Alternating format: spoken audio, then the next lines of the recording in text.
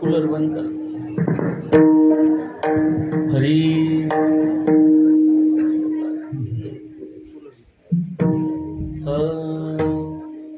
Hello त्या आवाज हरी उपकारासाठी केले हे उपाय, उपकारासाठी केले हे उपाय, येणे विण काय चाड आम्हा. हरी बुडत हे जन न देखवे डोळा, येतो कळवळा म्हणून या. तुका म्हणे माझे देखतील डोळे, तुका म्हणे माझे देखतील डोळे, भोग देते वेळ येईल कळू. बुडत हे जन न देखवे डोळा, येतो कळवळा म्हणून या. श्री संताची या माता चरणा, श्री संताची या माता चरणा, साष्टांग हे करी दंडवत,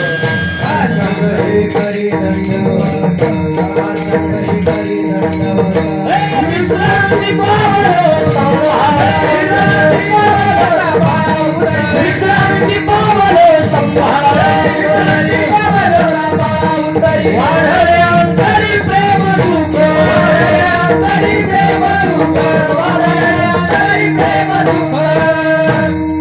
हरी श्री संताची या माता चरणावरी साष्टांग हे करी दंडवत, विश्रांती पावलो संभाळा उत्तरी, वाढले अंतरी प्रेम सुख. मस्तक माझा पायावरी आवार करी संतांच्या. हरी बोलू नका ओ, बोलू नका. जय गावी केला वास, त्याशी नसावे उदास.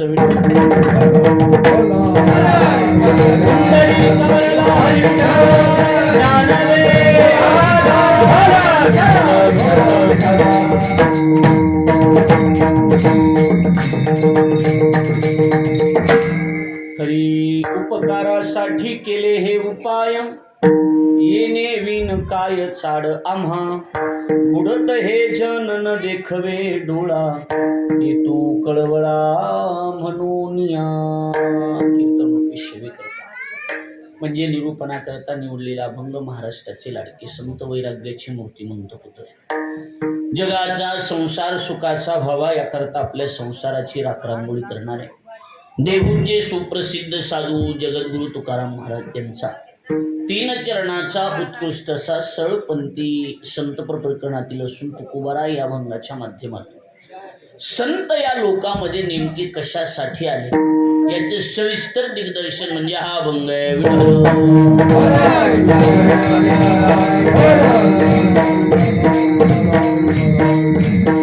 पुण्यभूमी पावन क्षेत्र दिनरोड नावाचे हे गाव आणि या गावामध्ये गेल्या 3 वर्षापासून अविरतपणे हा अखंड हरिनाम सप्ताहाचं आयोजन या ठिकाणी केलं जाते. 7 दिवसाचा 3 वर्षापासून हा उत्सव संत शिरोमणी प्रेम शिरोमणी नामदेव महाराज आणि श्री संत प्रेम शिरोमणी संत सावता महाराज या 2 संतांच्या संयुक्त समाधी सोहळ्याच्या निमित्तानं भव्य दिव्य स्वरूपाचा हा अखंड हरिनाम सप्ताह तथा शिवमहापुराण कथा या ठिकाणी संपन्न होतो आहे.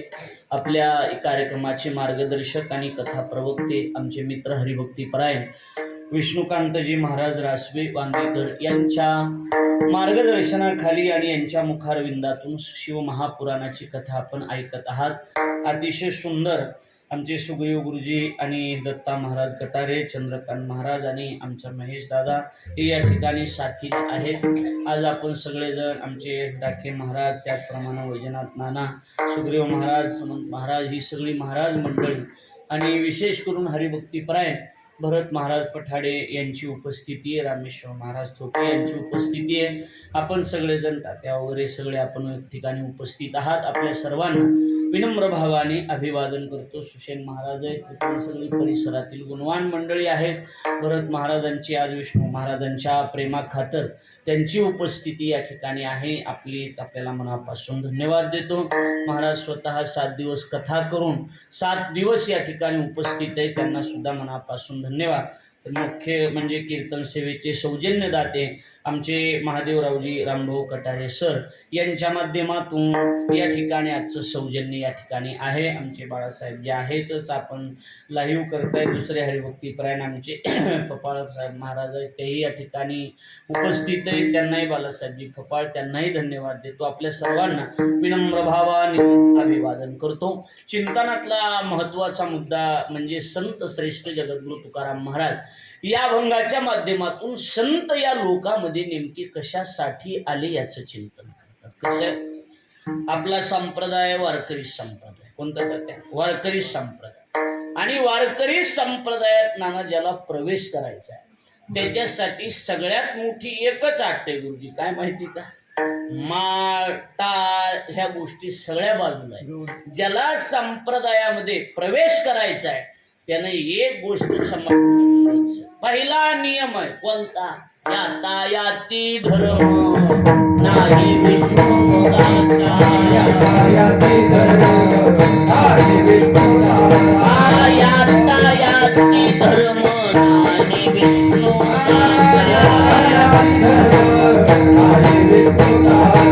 निर्णय वेदशास्त्री निर्णय वेदशास्त्री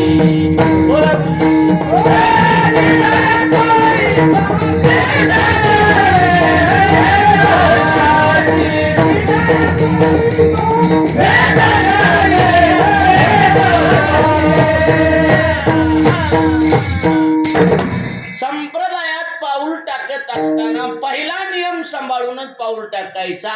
यातायाती धर्म नाही विष्णुदासा, विष्णुदासाला जात पात धर्म मानता येत नाही. तो कोण्या जातीचा आहे याला किंमत नाही. ज्ञानोबराय म्हणतात भलती या जाती जन्मावे, भजी जे का विरोधावे, परिभक्त का वैरिया व्हावे माझी. बारे नारी नर आदि करुणी वेसारी, बारे नारी नर आदि करुणी वेसारी, हे बारे नारी वेसारी, बारे नारी आदि करुणी वेसारी, संबर चंद्र वैसे सुंदर, वैसे सुंदर,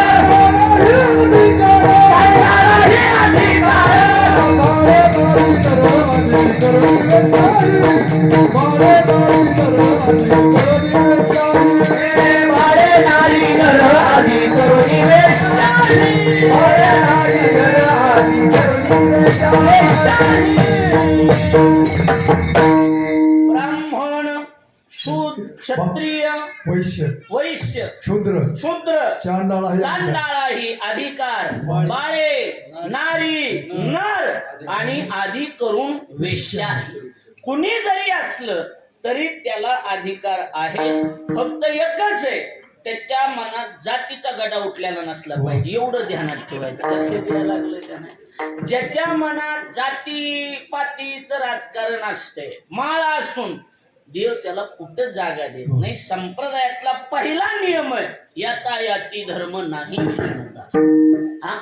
आमच्याकडं कबीर मोमीन लतिफा मुसलमान सेना नावी जान विष्णुदास. अर्थात जात पात वारकरी संप्रदाय मानत नाही, वरी देहाचेनी नावे पशुचीही लाभो. ज्ञानोबराचे शब्द आहेत की एखाद्या वेळेला पशुआधिक योनी प्राप्त झाली हरकत नाही, तुमची जात कोणची, तुमचा धर्म कोणता आहे याला संप्रदायात किंमत नाही. लक्ष द्यायला लागले का नाही. आता प्रमाण झालं की कोण्या जातीचा असू द्या सकळाशी येथे आहे अधिकार. महाराज म्हणतात कलियुगी बुद्धार हरीच्या नामी. अलीकडे कसं झालंय, आपल्या पुरीला पळून जाय कोण्या बी जातीचा पोरगा जमायला, फक्त महाराज दुसऱ्या जातीचा जमाना एवढं झालंय, बाकी काही नाही. लक्षात आलं का नाही. महाराज नको वाटतं ह्या पळून जायला पुरीला कोणत्या बी जातीचं आमचं काय आता कुठं काय राहिलंय, मग सत्यपशीच कसं येतंय हे महाराज नको ती महाराज नको. लक्षात येईल माझं बोलून. मुद्दा एवढाच आहे की आपण संप्रदायात आहोत याचं भान आपल्याला असलं पाहिजे. इंगळे महाराज होते. इंगळे महाराजांनी असं सांगावं म्हणले, वारकरी बरेच लोक म्हणतात वारकरी संप्रदाय जातीवादी झालाय. वारकरी संप्रदाय जातीवादी नाही, जातीवादी नालायक आमच्यात घुसलीत म्हणले. आम्ही काय करावं सांग. इंगळे महाराजांचे शब्द माझे. मुद्दा एवढाच आहे, विषय आपला एवढाच आहे की इथं जात पात काही मानलं जात नाही. हे जरी तितकंच खरं असलं तरी तुकोबरायचंच प्रमाण आहे की जातीकडे धावे जाती, जातीकडे जात वळत असते, दुसरीकडे जात वळत नाही. किंवा गावठी म्हणाय जातीसाठी माती कर, पण एका मुद्द्यावर ठाम राहा, आपला विषय संपुष्ट. कोणत्या की संप्रदाय जातीवाद मानत नाही, तिथं ठाम राहा. बाकी फिरून फिरून गुरुजी आपण डबल तिथे येऊ, पण आधी ही फिरून येऊ एकदा. लक्षात आलं का. त्या मुद्द्यावर ठाम राहा की संप्रदाय जातीवाद करत नाही, मानत नाही. आता लक्ष द्या, मुद्दा एवढाच आहे, विषय एवढाच आहे की जातपात संप्रदायाला मान्य नाही, पण माणसं बी परमार्थाच्या नादाला लागत नव्हते. त्या काळातली गोष्ट 700 वर्षापूर्वी की संप्रदायात भजन कीर्तनात जास्त लोक इकडं येत नव्हते. शेवटी देवाची संतांची स्वर्गात मिटिंग बसली. म्हणले माणसं देवदेवाच्या नादी कसे लावायचे, परमार्थाच्या नादाला कसे लावायचे, भजन कीर्तन करायला कसे लावायचे. मग त्यांची मिटिंग बसली. मिटिंग मध्ये ठरलं की एका जातीमध्ये एक दोन संतांनी जन्म घ्यायचा आणि त्या जातीचे माणसं नादी लावायचे. लक्षात यायला लागले का बोलणं माझं बोलणं कळायला लागले. आपापल्या जातीची माणसं नादी लावायची, कारण जातीकडे जात वळायला लागली, दुसरीकडे वळायला गेली. म्हणजे मग जातीच्या माणसाचं लवकर पटत आहे ना, मग योजनाच तशी करून कशी. आपला मुद्दा एकच आहे, परमार्थ घडावा. मुद्दा काय आहे, परमार्थ आहे. साधू संतांनी जे जन्म घेतला ती काही जातीवाद करण्यासाठी जन्म घेतला नाही. जातीच्या नावाखाली सगळ्या धर्मातल्या लोकांनी परमार्थ करावा हा संतांचा उद्देश. माझं बोलणं लक्षात येते का तुमच्या. आता माझ्याकडे लक्ष द्या. म्हणजे मग काय करायचं. सगळ्यात मोठी जात म्हणजे कुणबी समाज. कोणता, कुणबी समाज. म्हणजे मग कुणबी समाजात मोठे अधिकारी संत पाठवून द्या. जगद्गुरु तुकाराम महाराजांची नियुक्ती केली. स्वतः भगवान विष्णू म्हणले मी जातो, काळजी करायचं काम नाही. आणि स्वतः विष्णूचा अवतार म्हणजे जगद्गुरु तुकाराम महाराज. बरे देवा कुणबी केलो, नाही तरी दंबे असतो मेलो. म्हणजे स्वतः जातीचा उल्लेख करून सांगितलं की मी कुणबी. लक्षात आलं का माझं बोलणं. हा चला, म्हणजे आता एक बी जात सोडायची नाही, सगळ्या जातीत एक एक संतांनी जायचं. म्हणजे सोनाराचं काय करायचं म्हणले, त्याच्यात नरहरी महाराज पाठवले. कोणते पाठविले, नरहरी महाराज. देवा तुझा मी सोनार, तुझ्या नामाचा व्यवहार. नरहरी महाराज बरोबर आहे का नाही. चांबाराच्या कुळाचं काय करायचं, कल्याण सर बोला काय करायचं. हा, चरमरंगू लागे रोहिदासा संगे. कोण पाठविले, रोहिदास महाराज. बरोबर आहे का नाही. रोहिदास महाराज पाठवून दिले. बर म्हणले इकडे नाव्याचं काय करायचं बोला की. कुणाला पाठविलं, सेना महाराजाला पाठविलं. पाठविलं का नाही बोला. अहो त्या काळातली गोष्ट सांगतोय आता, बाळासाहेबांचं लाही होत. त्या काळातली गोष्ट की ज्या जातीला नीच समजलं जात होतं त्या काळात, आता नाही, त्या जातीत संत चोखोबरायची नियुक्ती केली. म्हणजे ती माणसं नादी लावा. कळायला लागले का बोलणं. ज्याचे त्यानं माणसं नादी लावायचे काही का असताना. उद्देश बघा, उद्देश एकच ठेवायचा. कोणती जात गोळा करून सप्ता करणं व्हाय नका, पण उद्देश परमार्थ ठेवायचा एवढं लक्षात ठेवा. जन्म होत भलते याती परिमिन तुक हरी भक्ती हरी भक्ती परिमिन तुक हरी भक्ती जन्म होत भलते याती परिमिन तुक हरी भक्ती परिमिन तुक हरी भक्ती परिमिन तुक हरी भक्ती. युवा जन्म हो का भलते याती परी मी न चुके हरिभक्ती. ज्यांनी हे सांगितले ते शिंप्याच्या कुळातले, त्यांचं नाव नामदेव महाराज. लक्ष द्यायला लागले का? त्यांचा समाधी सोहळा ह्याच्यातच आहे. प्रत्येक जातीत एक एक संत. कुंभाराचे 4 जणच घर असतात, पण तिथं बी पुण्यतिथी गोरोबा काकाची होती याची ध्यानात ठेवा. शेवटी जातीकडे जात वळती का नाही वळत बोला की. तिथं बी भजन नाही, कीर्तन झालं तर कुंभाराच्या घरी काय होतंय? भजन तरी होतंय ना. आमच्या इकडे एकच मुंजाई टेकर म्हणून एकच कुंभाराचा गाय येतं, एकटंच का होईना भजन करून दापात माणसं जीव घालते ना जातीचं. बाकी काय लक्ष द्यायला लागले का नाही? म्हणजे याचा अर्थ एकच आहे, परमार्थ कुठल्या ना कुठल्या उद्देशानं घडावा हे डोळ्यापुढे ठेवायचं, बाकी दुसरं काही डोळ्यापुढे ठेवायचं नाही. म्हणले आता ही वंजाऱ्याची जात लय आडमुठी जात आहे, अलीकडली जात आहे. एका संतांना भागायचं नाही, 2 पाठवून द्या, एक गरम आणि दुसरा नरम. लक्षात आलं का नाही? वामन भाऊन भगवान बाबा. लक्षात आलं का नाही? म्हणजे जात नाही त्या जातीत संत नाही. आणि ही शेती करणारा माळी समाज, या समाजामध्ये तशाच पद्धतीचे संत, अरे कमी करणे पहिलं होतं तसं ठेव, तशाच पद्धतीचे संत की शेती करणारे, बाग फुलवणारे, त्यांची माळी ही समाज असल्यामुळं त्याच्यामध्ये त्या स्वरूपाचे संत पाठवा. म्हणले शेतीलाच आपला देव मानणारे संत, त्यांचं नाव संत सावता महाराज. आणि या जातीमध्ये, या समाजामध्ये संत सावता महाराजांचा जन्म झाला. आणि दिंडून मधले माळ्याचे माणसं नादी लागले का नाही लागले सांगा. हात काय माझं स्पष्ट बोलणं, मागं पुढं नाही, काय नाही काय नाही. सावता महाराज झाले नसते तर पुण्यतिथी झाली असती का? झाली असती का सांगायचं? समाधी सोहळा झाला नाही. सरळ सरळ आहे, आपापल्या संतांनी आपापल्या जातीत जन्म घेतला असला, जातीचा स्वाभिमान ठेवला, पण जातीचा अभिमान कधीच बाळगला. जातीचा स्वाभिमान ठेवणं वेगळं नाही आणि अभिमान बाळगणं वेगळं. त्यामुळे एकच आहे, आपल्या जातीचा स्वाभिमान जरूर असावा, पण आपल्या जातीचा अभिमान नसावा. सध्या जातीचा अभिमान वाढलाय, स्वाभिमान फार कमी झालाय. माझी विनंती एकच आहे, आपल्या जातीबद्दल आपल्याला कमन वाढव कमी जास्त करत सर शांत राहायचं तेवढं. आपल्या जातीबद्दल कमी कर, आपल्या इथले आवाज, आपल्या जातीबद्दल स्वाभिमान ठेवा. आपल्या जातीबद्दल अभिमान अजिबात बाळगू नका. संत नाही बिघडलंच बघते, सगळं व्यवस्थित चाललं होतं, सगळं सब बिघडून पण बोटच घालायचे नाहीत. मी म्हणतो एकदा सुरू झालं ते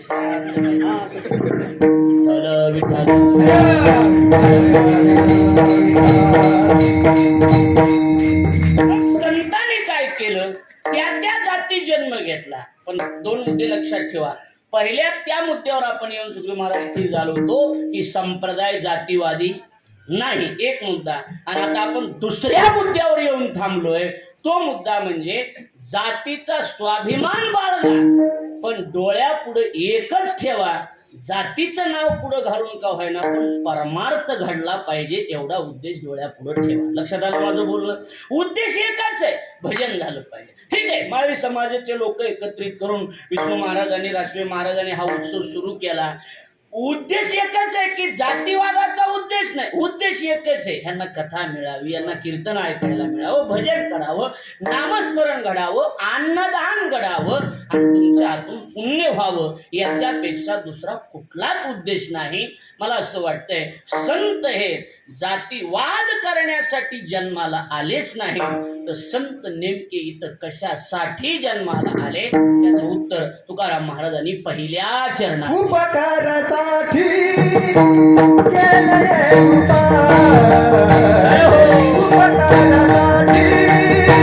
केले उपकारासाठी उपकारासाठी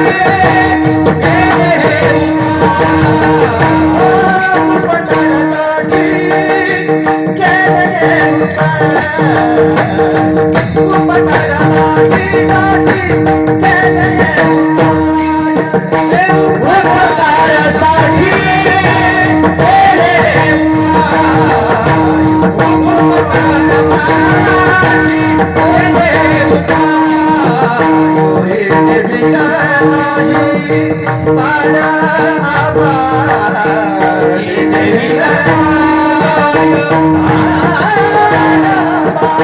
बुडत हे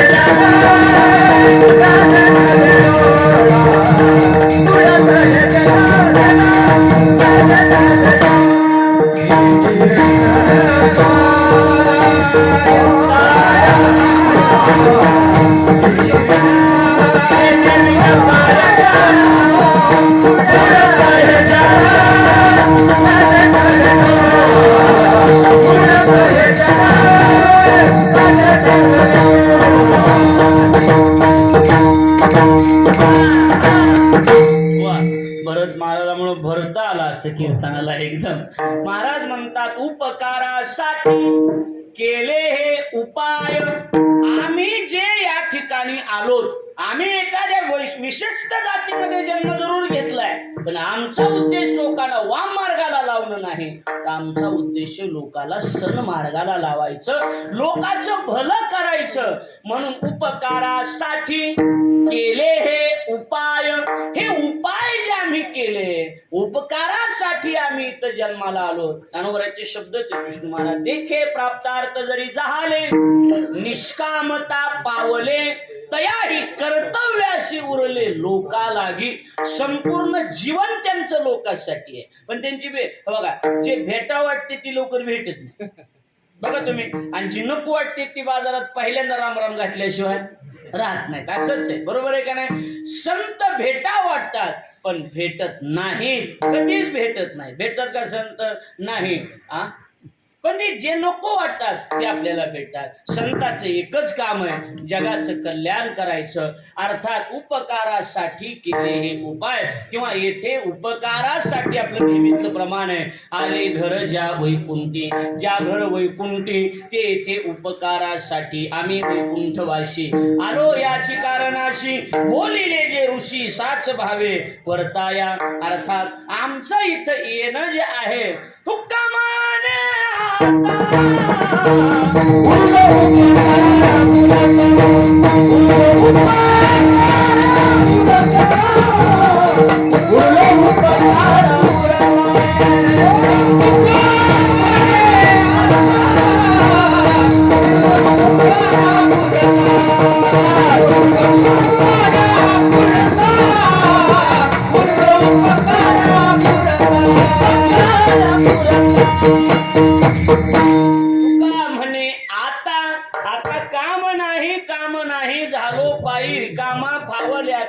करू चेष्टा. त्याचं शेवट आहे आता उरलो उपकारा पुरता. आता फक्त लोकांवर उपकार करायचे, आता दुसरं काही राहिलेलं नाही. अर्थात जगाच्या कल्याण, संताच्या विभूती आणि देह कष्टविती बळ बुद्धी ज्याची उपकारासाठी अमृत हे पोटी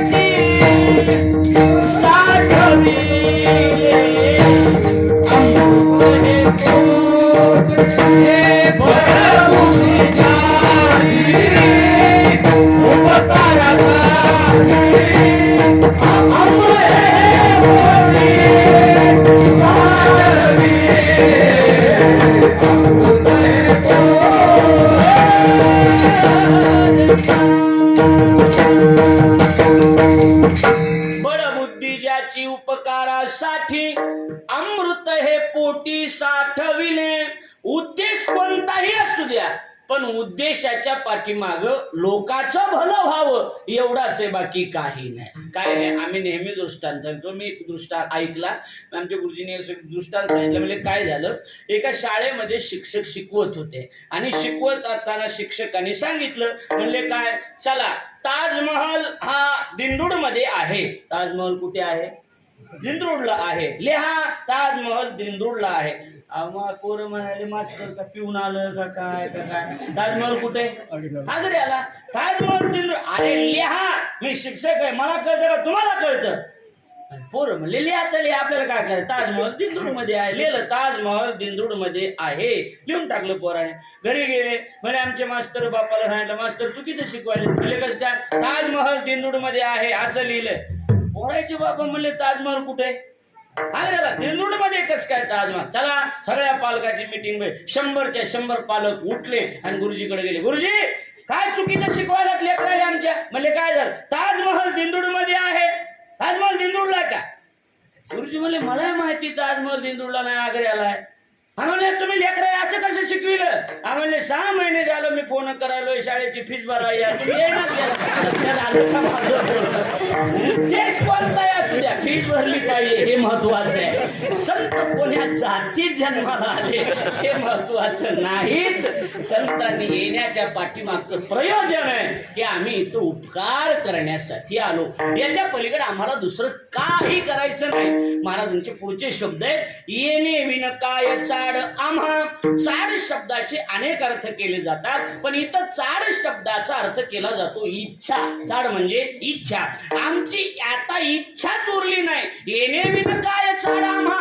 आम्हाला दुसरं काही करायचं नाही. आम्हाला करायचे ते लोकांवर उपकार करायचे. अर्थात उपकारासाठीच आम्ही या ठिकाणी आलेलो आहोत. आम्हाला दुसरं काही करायचं नाही. केले हे उपाय. आता लक्ष द्या. स्वतःसाठी जगतात. आमच्या गुरुजींनी फार सुंदर व्याख्या केली. म्हणले स्वतःसाठी जगतात त्यांना भ्रष्टाचारी म्हणा, आणि दुसऱ्यासाठी जगतात त्यांना अधिकारी म्हणा.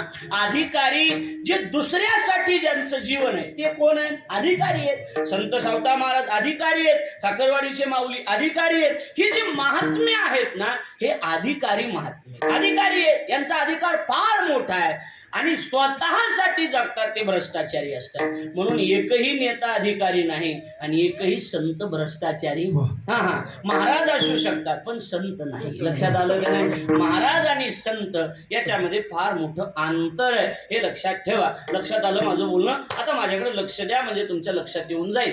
अधिकार म्हणजे काय? अधिकार शब्दाचं सूत्रच आहे स्वदेशे शून्यत्वे सती उत्तर उत्तर बोधजनकत्वम. आधी हा उपसर्ग त्या उपसर्गाचं सूत्र आहे काय? स्वदेशे शून्यत्वे सती उत्तर उत्तर बोधजनकत्वम. व्याकरणकाराचं संमत आहे स्वतःसाठी जे शून्य आहेत आणि येणाऱ्या उत्तर काळामध्ये समाजाला बोध करणारे जे जनक आहेत त्यांचं नाव अधिकारी. लक्षात आलं माझं बोलून? त्यांचं नाव अधिकारी आहे. ते समाजासाठी त्यांचं जीवन आहे, लोकांसाठी त्यांचं जीवन आहे. स्वतःचा त्यांनी विचार केला नाही. महाराज म्हणतात संसाराच्या नावे घालो